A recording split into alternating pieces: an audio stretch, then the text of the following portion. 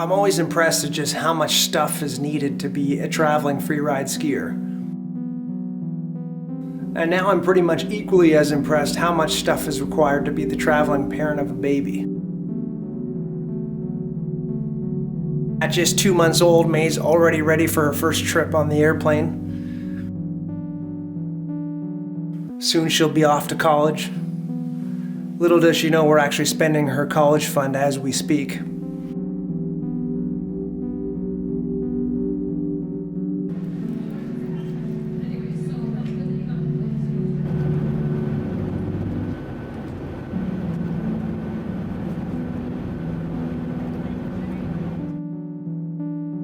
Growing up, my dad would always tell me stories about the Rocky Mountains and how it was like the promised land. And it's neat to, think about him and think about those stories and see Mae here doing her first trip in a major mountain range, and to think about all the promised lands we're going to be telling her about probably ad nauseum growing up.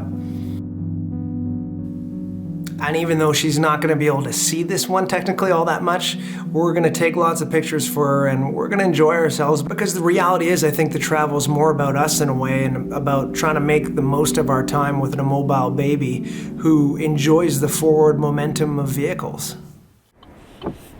We've come here to Golden to be able to enjoy some time in the Purcells, and I'm meeting up with my friend Martin Labuda to take some long overdue turns with him at one of our favorite places, Kicking Horse Mountain Resort.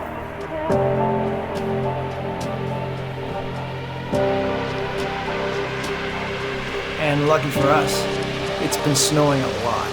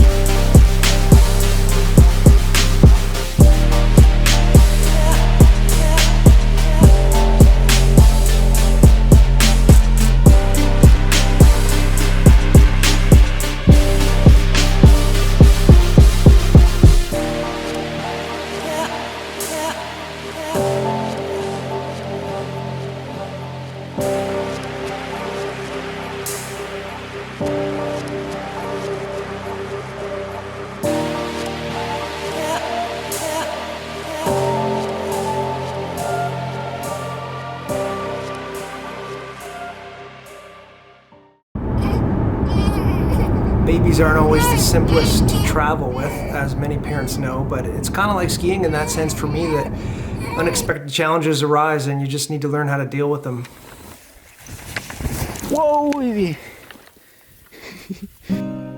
And on the opposite side of that spectrum while traveling, there's some pretty magical moments that are out there to be had that are strongly enhanced by the presence of a small, tiny little family member.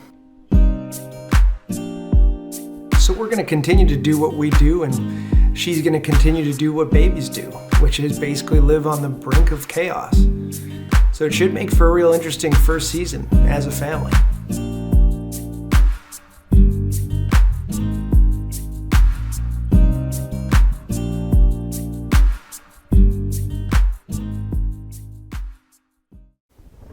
Traveling through BC with my family has been a blast.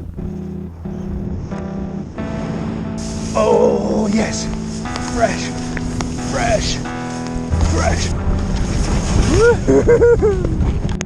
It's given me the opportunity to meet up with friends on the mountains and have silly fun.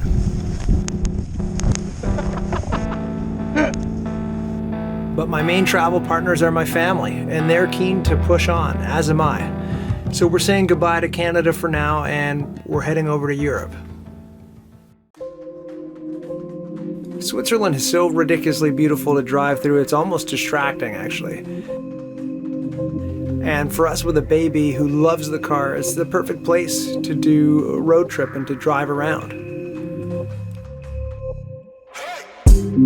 I received an invitation to the Broussard Freeride in the Verbier area, so it's a good opportunity because I haven't had a competition since Mae has come along, and this is an opportunity while we're here to get a good comp run in.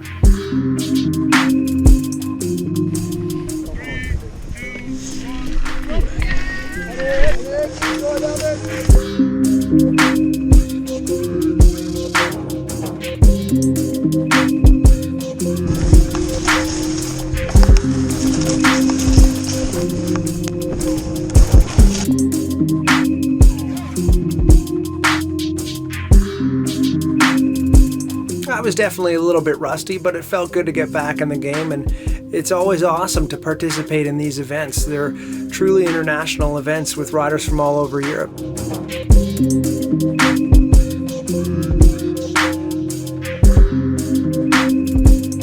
And it's cool to get invited and get another Classic Alps competition on the bucket list.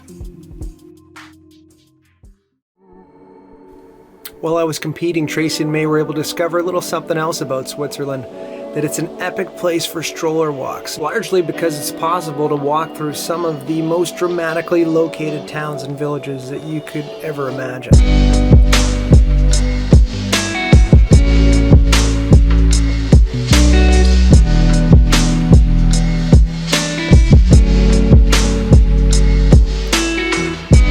Whether it was Verbier or Mürren or Grindelwald, to Tracy's credit, she was wheeling Mae around through all of it. I don't know how much Mae saw, but she definitely was there.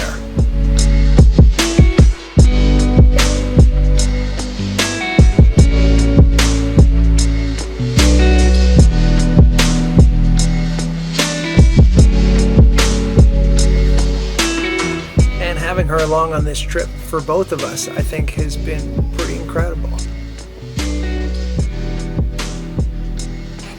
They say in Switzerland you should start them early. So, when in Switzerland, do as the Swiss do.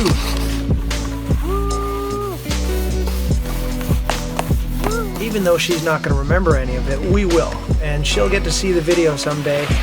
But more importantly, it's allowed us to keep doing what we love.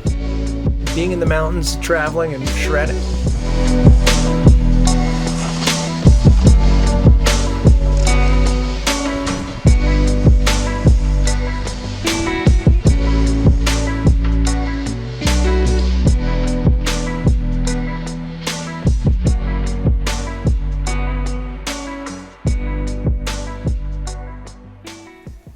My hometown feels very small, especially from a vertical perspective, after having been traveling in the big mountains.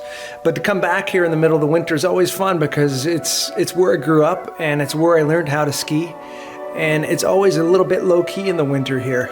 And many people would never expect that tucked away in the heart of our village is the very ski hill that I learned to ski on.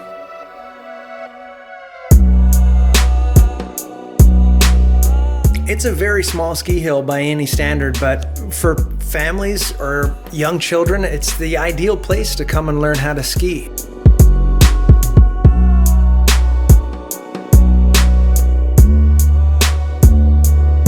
And it was exciting for Tracy and I to be there watching my little cousin take his first lessons, because we envision this is where Mae will be able to eventually take her first turns as well, if she so chooses. And for me, it's always nostalgic and fun just to put my skis back on and get back out on the small hill that I grew up skiing on.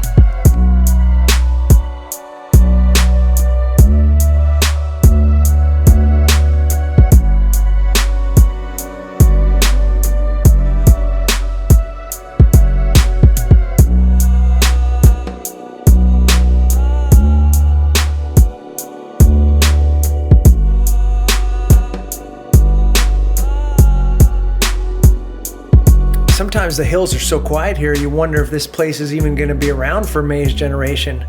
But then again, you see it on a weekend with the parking lot completely full, and you realize that there's still lots of families out there looking to ski on ski hills like this, and that it probably will be around for years to come.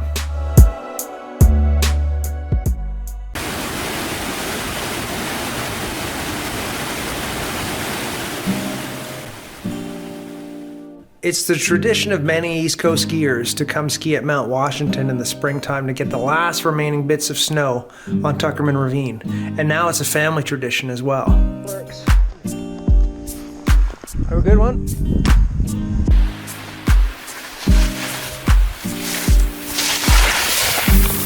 Oh, slug. Oh, crap. Here's the slug.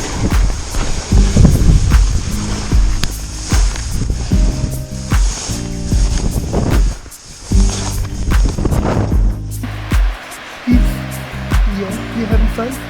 You having fun? Yes. Whoop.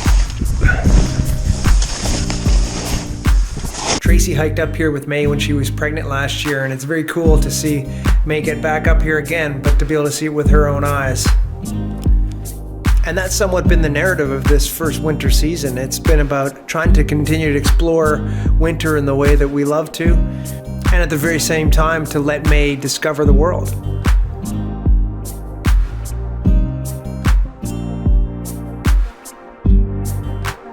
It hasn't always been easy.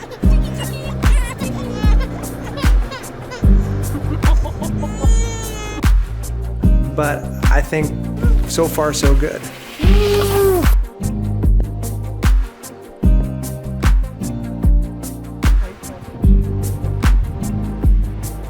And there's a whole new season on the horizon to introduce her to, and we can't wait.